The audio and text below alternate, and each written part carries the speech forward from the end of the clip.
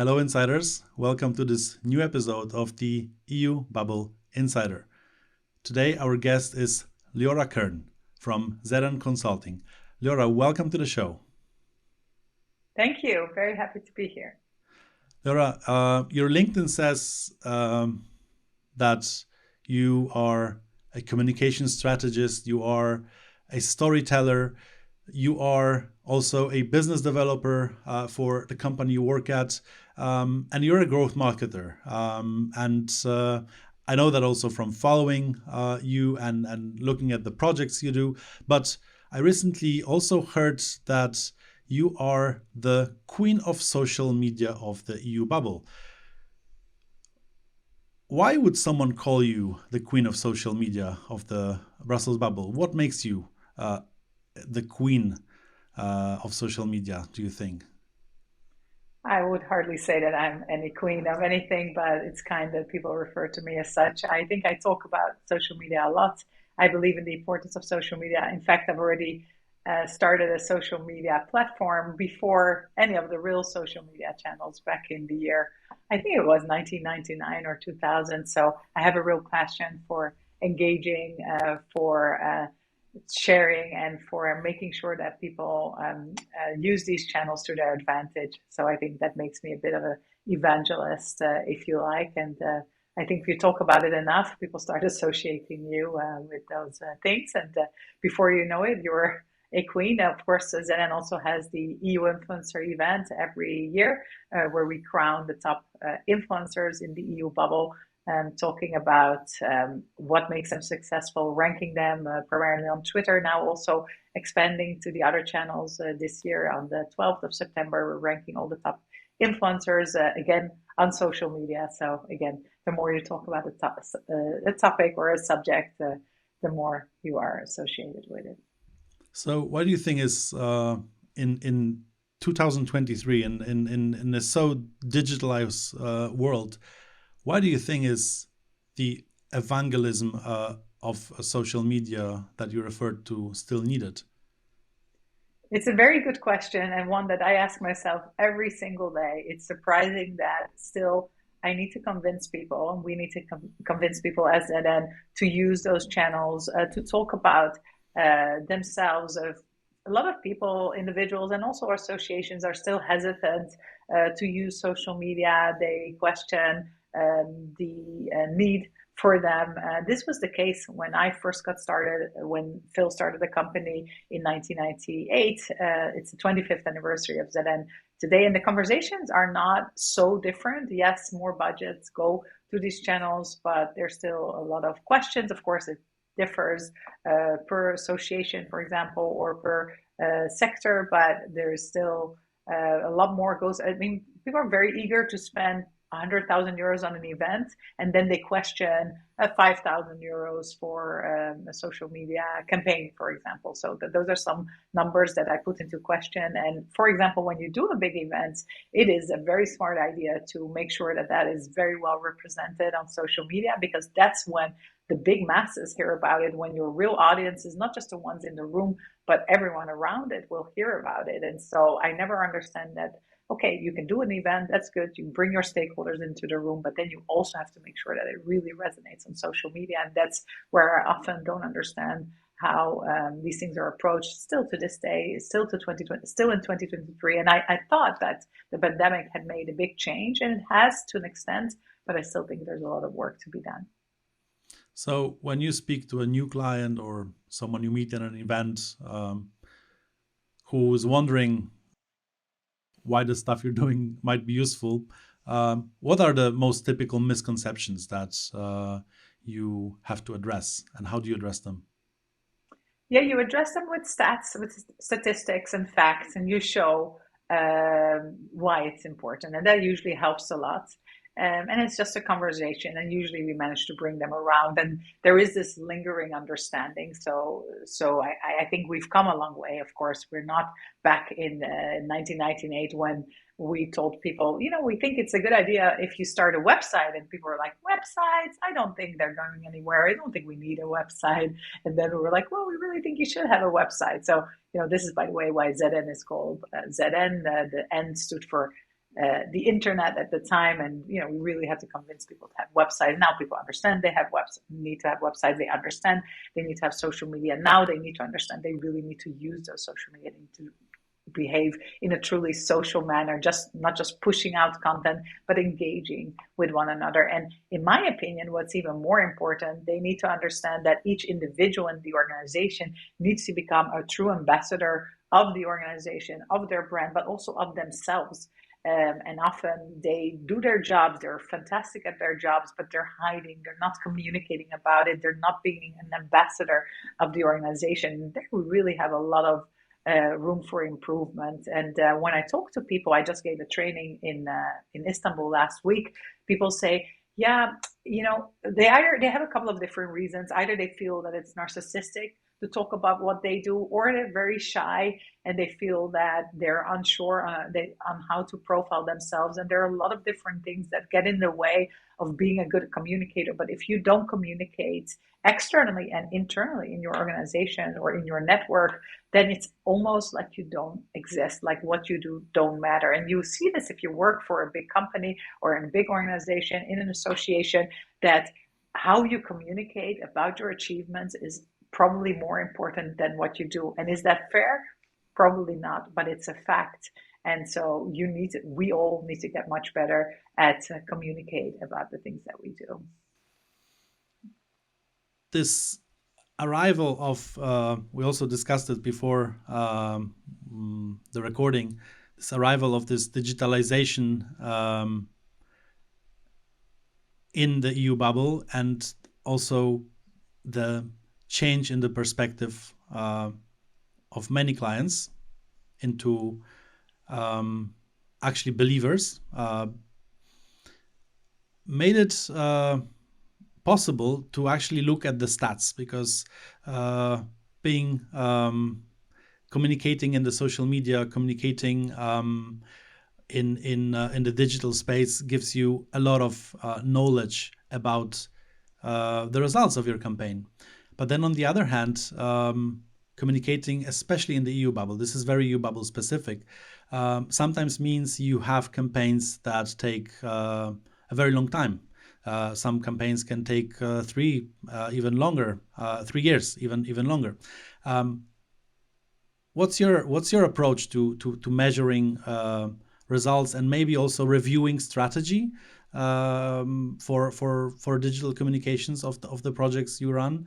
And how do you discuss efficiency with clients from that perspective? Yeah. I mean, the thing is, we often get these questions about results, about KPIs. And the thing is, this is much easier to measure with online activities than it is with offline activities. Because if you give someone a brochure, if you have a conversation, there's absolutely no way to measure any type of success. So that's the funny part, that people are very strong on how can I measure, when they never ask for the same things with a billboard or with a flyer or with a conversation they had with an MEP. And so that is a real step forward, that you can see who did it reach. Did an MEP look at the content? Did they engage with it? What was the result in the different level of votings? And so you can see a real result. How many clicks, how many openings, how long did people watch for? So we see that we can really connect the dots. Of course, things need to happen on different levels. We're not saying that this should replace the offline conversation. We say it should complement, and it's really something that should happen in conjunction. And then because an MEP or a journalist is not someone. Is spending, just like all of us, most of the time on their phones, right? So after you have that conversation with them, they're going to go on Twitter. They're still using Twitter, by the way, even though a lot of people are boycotting it. They're going on LinkedIn. And if you're then not present with a strong story, the NGOs will be, for example, right? So you need to make sure that you complement those good conversations you're having with them with a strong campaign where you emphasize that story. And by the way, not just long policy papers, but strong snippets that take them to those shorter infographics, and then to those longer stories you wish to tell, strong videos in all the different formats, because every person has a different preference, also a different preference depending on the time of day, depending on where they are, if they're commuting, if they have access to sound or not. And so you need to cater to all those different situations, and combined, all these different inputs combined will allow you to win that vote, will allow you to win, will allow you to have success. And just one different, one tactic doesn't cut it anymore like it used to. That's just the name of the game. So I would imagine that when talking to your clients, you currently often ask them, hey, how about you go on LinkedIn and start putting your message out there as an expert, as a ambassador of your organization. Probably you're also showing them your own activities as a benchmark. How does that come across? How do people react? Are people willing to try, or because it's different to as a comms person to manage your company's LinkedIn account, to manage your company's Twitter. It's not so personal. And then when it's about you, your personal brand, it works very differently. Yeah, that's a very good point. And I often hear from communicators, oh, I don't have time for my own channels because I'm so busy all day long managing the organization's channels. And so, sorry, don't look at my channels. That's not representative to my communication skills. It's funny, that's like the hairdresser with the bad hair. They don't have time for that. But more and more, we are asked not just to manage organizational channels, but also senior people or communications people's channels, because they understand just how important it is. Because if you think about what people prefer to engage with, it is people, other people, and not organizations. So of course you need that organization pillar content, but you need individuals as well. And then you see that journalists, MEPs much prefer to engage with those people, with real people, rather than just an organization. So, for example, with ZN, people prefer to engage with Phil over just a ZN content. Of course, ZN also gets a lot of engagement, but it's much easier to engage with another person, a person with who you know, and you see on a podcast like this, for example. And so what we do is also help them, train them how to become brand ambassadors for their organization, how create a message house for them, do an interview to understand their tone of voice, then also help them with visuals, and then either do it for them or in the best scenario in conjunction with them. So that when they're on an event, they know what kind of footage to take. And then becomes a nice collaboration between ZN and the individual, so that they can have a nicely populated LinkedIn and/or Twitter channel. Especially how about you? Are you very active yourself? Do you feel you need help with that? I am very active, although I'm actually in my LinkedIn story, I'm struggling with one thought that keeps me quite occupied, and I still haven't found the answer to how to approach this. I have a very diverse group of connections, and for example, one of my professional activity is very much connected to esports, gaming, and the metaverse. And I have a lot of transformation directors, marketing directors, and so on, and IT people in my network. And on the other hand, a very big and important part of my professional life is the EU Bubble, where I'm followed by EU Bubble professionals, policy people, comms people from Brussels. These are two very different groups of two very different audiences, and if I post something for a while about one topic and then change to another, I just see that it's in my opinion, it's not good for the algorithm. It's not helping me grow so basically this leads to the conclusion that if you want to be efficient, you have to find a compromise, and you have to choose Pick your one niche. topic. And most experts say that you should focus on one niche and just keep going there. Also, the same is with languages. I don't know if you were trying to post in another language than English. I tried posting in Polish for a while, and I didn't see how that could work, because then a lot of people will just who don't understand the other language um, will be annoyed with your content and maybe will mute you. So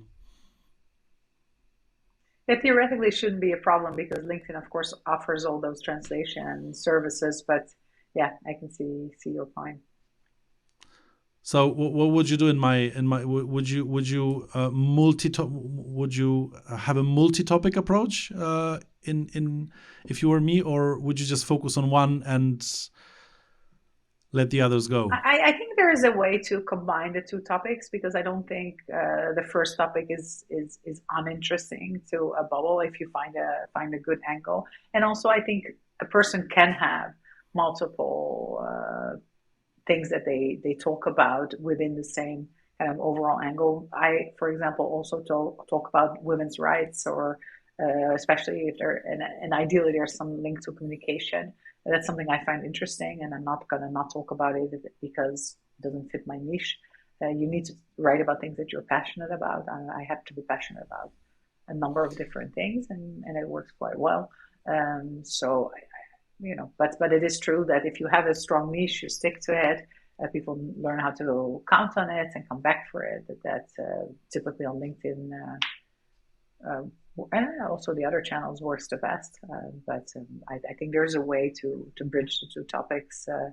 But of course, if it's in a certain language, there's something that we would typically create a message house for that bridges it all together in a nice way. Also personalizes it. For example, if you love hard rock, then you say, what is the thing that hard rock and communication have in common, and then you post a picture of yourself playing the bass, and then it can be fun and it's more personal, but it still makes sense within your niche. So. And then maybe introducing second or third topics is easier once you have already an established brand, even in a Exactly. small audience. Then it comes across as something. Oh, he's actually offering more value than I thought. So instead of this guy's writing about everything, I won't follow him because Yeah, I don't exactly. know why. Exactly. That's exactly right. So I recently saw that you're doing a snack give out as ZN on Plus Lux, I think. Something like. It's not us. It's one of our clients, ESA, European Snack Association, that is doing that. It's going to be fun event. And this so obviously this goes out as an invitation, but this made me think, seeing this the announcement of it made me think that it would be interesting also to talk with you about organizing events, because ZN organizes events as well. And the question is, what have you learned about doing events throughout the pandemic? So I'm not asking how you survived the pandemic or how you switched to remote, because I think we're all tired of talking about memories from those 2 years. But have you actually learned something that you think is useful for the long term from this time? Well, first of all, I think our perspective of the pandemic is quite different than probably the rest of the bubble. For us, it was a major accelerator, obviously being a digital agency first, although we offer 360 services, everything from offline to print to all the online services. It was only good for our business, even though some of the clients were suffering financially.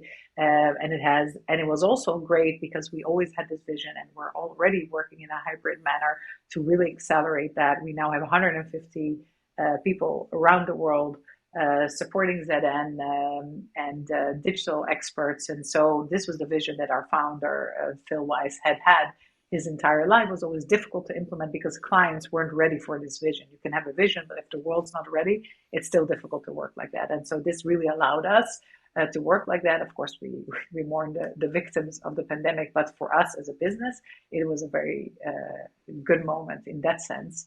And we have not stopped. We are not one of those companies that say, now you have to go back to the office. The office is there. Anyone who wants to use it is there. When clients want to meet us in person, we do this, of course, but we are a remote office first. So that's quite different than I think almost any other organization that I personally know at the present. It offers tremendous opportunities for our team to develop them, to put their families first, to structure their work around their lives rather than the other way around. We still put our clients first, but of course, and we offer tremendous client service. That's the number one goal. But at the same time, the whole mindset has shifted, and I think that is tremendously important. So that is what happened for us throughout the pandemic. In terms of events, a similar thing actually, because as I said before, it's very important for us that people understand how important social media is during the event. We've piloted this event activation service, as we call it, to talk about your event before, during, and after the event. We've always said, during the event, you have the opportunity to create so much content that can sustain you for 6 months post-event. And yet you often see that people put so much effort in the event. After the event, they're so tired, they stop. They don't really use most of the content that they could have created. Sometimes they don't even create it. There's just an event. Then they say, great, it was a good event. They don't use this opportunity to follow up with all these people online to create those connections on social media channels. They don't put out the content they've created. And yet, this is when the visibility is the largest. This is when you need to build it out. This is when you need to reach out and push out all those amazing pieces of content that you've hopefully created. So we have this social media activation service before, very important, of course, during. But you usually see a lot of people putting out lots of, okay, register here. But it's not just about the registration. Most people will not register. You will probably also only want a limited group of people to come to your event, unless you're, you have a huge venue. But then you have all these other people that are still relevant to your audience for visibility, for your messages. Then during the event, that's when you want to have live tweeting, live Instagram, live LinkedIn, depending on who your audience is, and you want that to be done well. That's when you have a huge opportunity. You've invested so much. Now let's take it to the right level. And then after, when you can push all that material that you've created, all those videos, all those interviews, you had all your stakeholders there, all the commissioners, all those people, all those. What did you do with it? We've had this service, and I don't think anyone is doing it like ZN. Okay. Let's do it. Let's take it out. And instead, every day you're wondering, what should I put on social media now? Well, all that content from the event that you didn't create, but you should have created. So I think that's not new basically since the pandemic, but that is now really. And this is obviously, not... I think one of the reasons not everyone is doing it, like you said, is because... not everyone is ready, and not everyone is aware that there are some probably challenges to overcome in, for example, looking for relevance of the content and trying to also plan ahead a bit, yes, as you said. But I think that many people might not be aware that once you overcome this and put in some extra work, because it's not only if I'm a client, I hire ZN, the work is not only on your side. There's going to be quite a lot of work on my side as well. But then this actually saves a lot of effort to have some extra content that might be relevant to what we do out there. And you mentioned before that it's been 10 or 12 years since you joined ZN, and by joining ZN, since you joined the EU Bubble industry as a communicator. But before that, you were doing different things, also in communications, in marketing, but not with this specific industry. Now, from your perspective, if you are hiring new people to your team who are coming from outside of the EU bubble, what's the number one most important thing about the EU bubble you have to teach them so they understand the industry well? I think they need to understand the process of legislation, how it works, the different stages. I think that's something we need to teach early on, so they understand that it's not, that B2G, business to government, and this specific government is different than B2B or B2C. It's a specific type of communication, and you can only do it well if you understand whom you're communicating to and why. And then, for every new client, we need to dig into what are they trying to communicate for this piece of legislation, and what are we trying to achieve, and that you need to, of course, get into on a client per client level. But on a larger scale, almost no one we hire, they're all great at what they do, so they're either great at design or great at social media, and I think that's the main thing, because the rest can be taught, but they need to be explained. And it took me a while, to be honest, because, as you say, I was a journalist, and then a marketeer, a digital marketeer. I had all that experience, but I had only communicated to B2B, mostly B2B audiences before, some B2C. So I had to understand and I was thrown straight into the Juncker campaign and the EPP campaign, and that was more to a general, a little bit B2C like, because of course it's but I had to understand what is it that this parliament is doing, what is it that the commission, what's the difference between, I think that's another thing, what's the difference between all these, the council, the commission, the parliament, what's the difference, and that's very useful to explain that very early on when people join, so that, and then it will still be a little bit abstract, but then it becomes clearer as you gain more experience in just doing it, dealing with clients or dealing with exact problems and exact I can never pronounce that word, but that's not pronounced, but problems in that sphere. Say. Yeah, and I would just add that one of the most surprising things for anyone I work with outside of the EU bubble is, and I sometimes tell them about some campaign or project I worked on, is that it's often not about scale. It's often not about reaching as many people as possible, because we're not selling yogurt or anything similar. Yeah. Sometimes it's about reaching a couple of people, maybe even one person, but reaching them with a very precise and also well designed message. And then associations, that's also new to many of the new people. They don't understand exactly what associations are, what they do, what their purpose is, and so that's also something that needs to be explained. But yeah, you're absolutely right. And another very important thing that needs to be explained is plux. What is plux? Plux. How is it even pronounced? What is it? What does it do? Where is it? What do you do there? What do people do there on Thursday evening? And why should you go there to have drinks if you want to understand who the people around the Brussels bubble are? Some of the terminology, I think, is important to explain.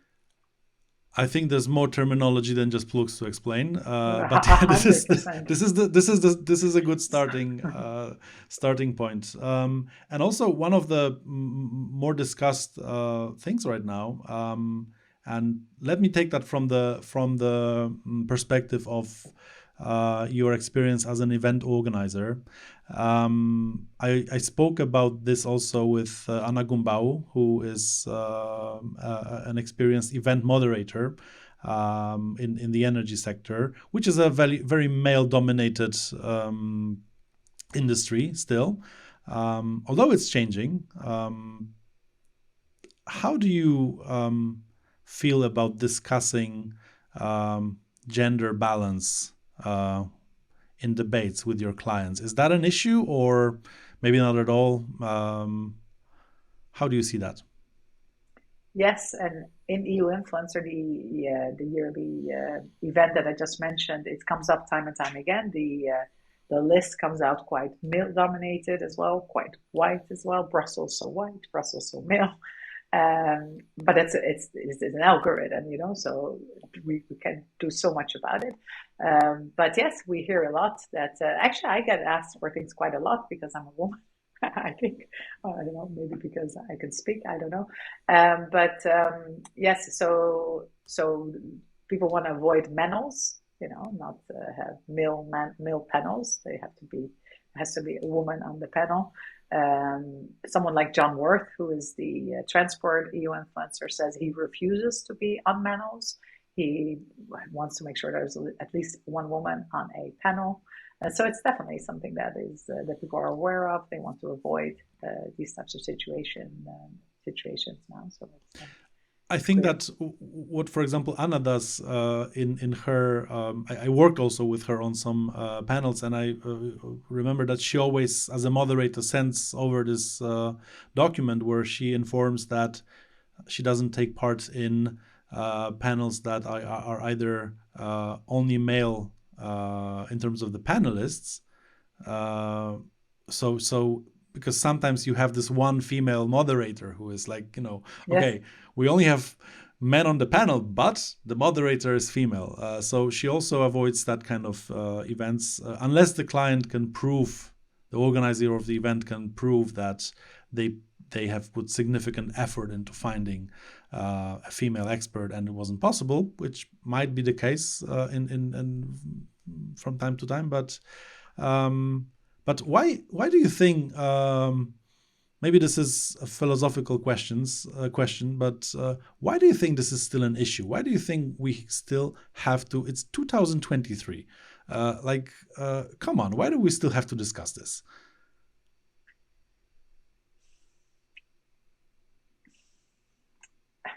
Yes, sorry for being quiet. I have a lot of thoughts on this. First of all, my biggest passion is to fight women rights problem on a larger scale. So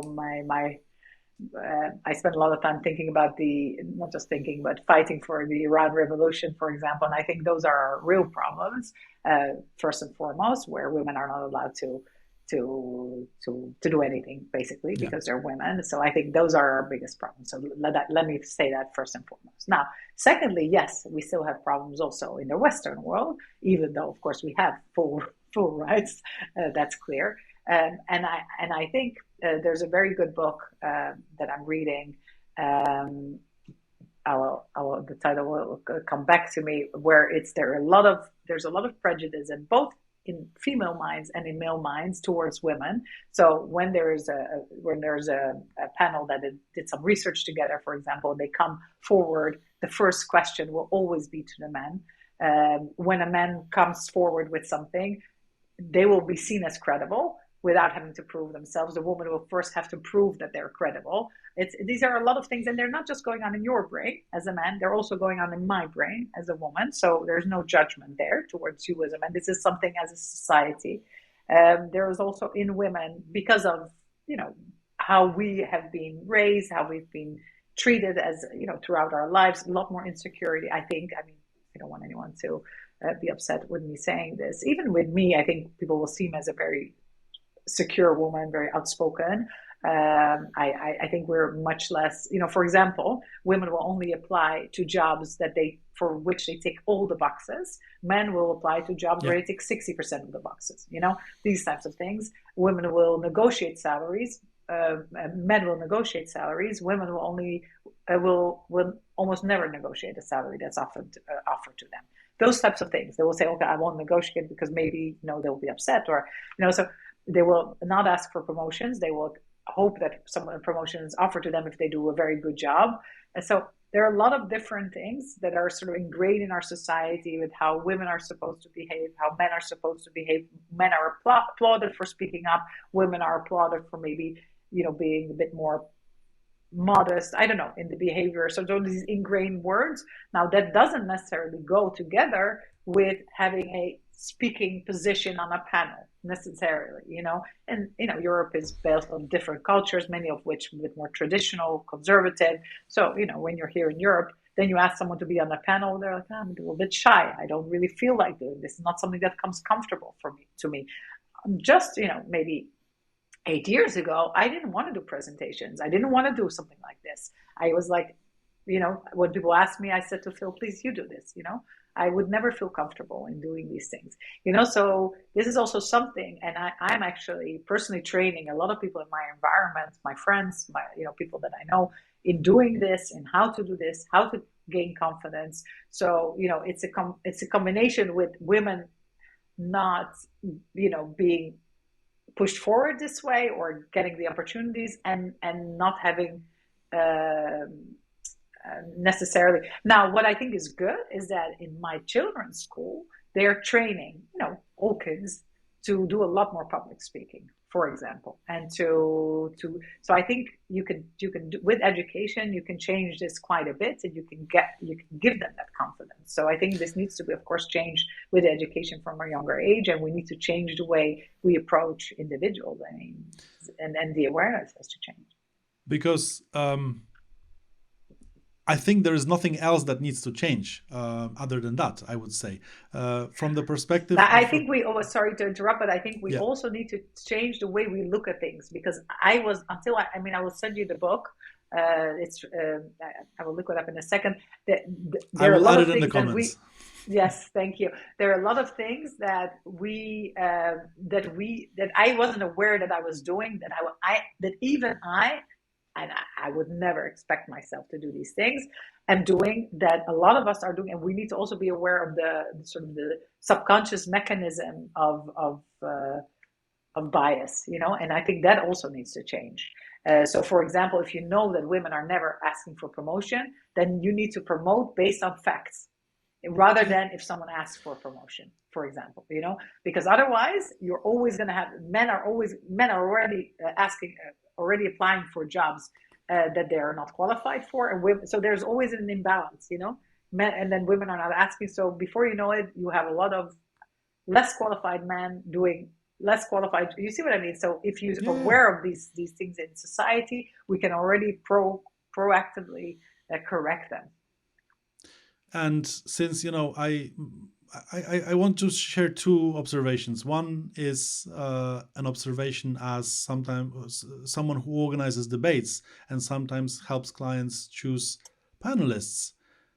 There is really no problem in finding female experts if you want to. Not to mention Brussels binder, but even you can actually search on LinkedIn and choose for an expert in a field narrowed by gender as well. So and searching is not a problem, but those experts are there. There are really a lot of interesting experts who will add value, and sometimes because those experts are quite strong characters, they may even add value to your event in terms of reach, because they often come with a much better personal brand online. That's what I found to be often the case, that a female expert, if she's an expert already, then she's also an outgoing person. She has a LinkedIn or a Twitter presence, and this is also valuable for a organizer of any type of event. And then the second one, it's this podcast. It's still a new format. This is episode number 10 we're recording right now, but I have a couple of conversations open with future guests, and looking at the guests that already were part of this podcast, there is really no finding a balanced participation of men and women for a show like this is not a problem. There are so many male and female experts to choose from if you look around you, that this really shouldn't be up for discussion. That's my point. Maybe the next guest should be a person of color with slightly different background. That should Yeah, be to those make it a bit actually, more balanced. it's a very good point. And this is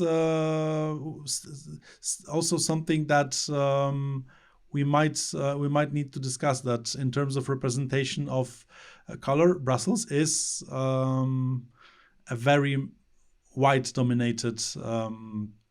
dominated By the way, the book is called The city. Authority Gap, and it's by Mary Ann Zicard. It's an eye opener. It's an incredibly shocking book, really. But I haven't read it, so it's I'll not just for definitely. women. Huh? It's a book for everybody that will change society if everyone would read it. Please do read it. Let me know what you think. Mary Ann Zicard, The Authority Gap. I will. And if anyone listening to this podcast mm, would be possible to either get more encouraged to put themselves out there as an expert, as a woman, or invite more female experts to debates or events, I would be very glad, because I think that a more balanced world will be just more interesting. And that's it. I mean, I'm very. But I wanted to tell you that I noticed that I recommended your show, this show on ZN Live, our weekly show, and I had noticed that there were so many women, because it's unusual. So it struck me, and I was like, and I thought he is making a conscious effort. And so this is how unusual this still is. So first of all, I want to applaud you, even though it should be normal. It is not normal. So well done, and I'm not happy and to may hear more that, to people be be like honest. you. No, I shouldn't No, be but happy. I This shouldn't be no, a compliment. but I still want to applaud good Thank you. intentions, and because it's not. I had actually really noticed, and I also really like your AI images that you created. So good job. Maybe I was lucky. I mean, I come from a family where women were always doing their careers for generations back. And I also was lucky to work with many strong, powerful women in my career, as coworkers, as clients, as bosses. So I have some bad experience with men in my career. I have none with women. So, but let's leave it. Let's um, let's leave it here. And looking at what's coming, because we discussed a lot about what has changed, how how much we have learned, but there's this one more topic that I would like to discuss if we have time, and this is the future of this industry, and how you and your team at ZN is thinking, is assessing the new quality of our work coming with the introduction of AI, like, for example, ChatGPT or Adobe Firefly or similar things. Yes, I know a lot of people are very worried. We, of course, love it. I love it. And Adobe Firefly, that's incredible. The team already has access to it. It's a beta version, and it's incredible the things that you can create. It's exactly what we were dreaming of before it existed. And for ChatGPT as well, I know there's a lot of fear for fake news, but I think the main thing is education. So people need to be trained to um, to be very careful with the outputs, also with what they put in order to. Um, uh, of course, you cannot put confidential information in there, especially from clients or legal documents. That's clear. That's just a matter of education. I think people learn so fast. We saw that also with previous things that happened. People are very quickly able to spot fake news. I mean, okay, that's not entirely true. Therefore, there's a big spread of fake news. But I think when ChatGPT started and compared to now, also me myself, I'm using AI tools to create profile images. When they first were created, I was like, "This is perfect." Now I see that the eyes were all wrong. I didn't even notice that because I was so amazed with the technology, right? So you very quickly get used to something, you learn. My children are using it, and I with good teachers, they teach you how to use the tools, how to get better, what not to do, how to use the prompts. With bad teachers, they tell you not to use it and that it's horrible and that it's going to ruin our society. Yeah, I had never been a person to belong to that group. Of course, the founder of OpenAI, I mean, he's already called for some legislation, specifically for companies, not so much for individuals. I hope that's exactly what's going to happen, because I would like companies to be regulated, not me, because I'm loving the tool to bits. And let's see what's going to happen. Are you very worried about it yourself?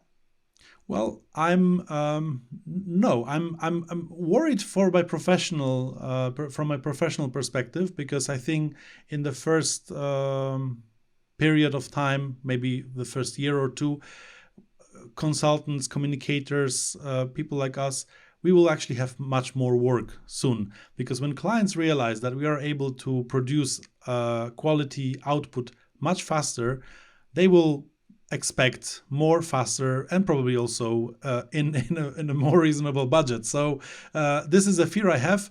On the other hand, in education, this is part actually of my research activity, how AI can influence how education works, and I see a big opportunity to actually catch up something that was broken for a long time with the education system, and that the education, this is a topic for an entire 1 hour conversation, so let's not open it now, but just to say that I'm actually also looking at how my kids are educated. I'm looking forward to see what AI can bring into the process of, maybe not delivering written homework, but going back to in-person exams and more teaching how to think rather than how to store knowledge. Exactly. I think this whole memorization, I think it's good that children learn a little bit of that, but I think that's such an outdated system.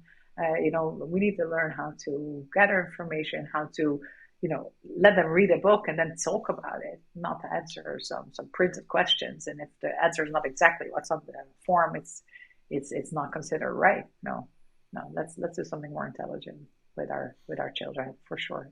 Yeah, that's a great idea. So let's not fear. We will all not lose our jobs. This is not what's happening. We might actually have more work in the jobs we have so far. For the foreseeable future, for sure. And also, as Phil said, our CEO, ZN CEO, he said the people who know how to use it best. Sorry, Phil, if I'm misquoting. The people who are using it best, they will know how to use it. They will keep their jobs. But people who don't know how to use AI, they will lose their jobs. So we definitely all have to become very good AI users for sure. And we cannot afford to ignore it or pretend it doesn't exist and hope it goes away, because it's not going away, folks. Better dive into it and learn all the best prompts quickly. I couldn't agree more. And with this, I would like to conclude our today's interview. Thank you so much for being with us today. Liora Kern from ZN Consulting was with us today. Thank you, Laura, for finding time and sharing so many interesting insights with us. Thank you for having me. And to those who followed us, thank you for being with us today. And follow the EU Insider for next episodes. Next episode is going to be out next week with another insider from within the EU bubble. Thank you. Have a great day.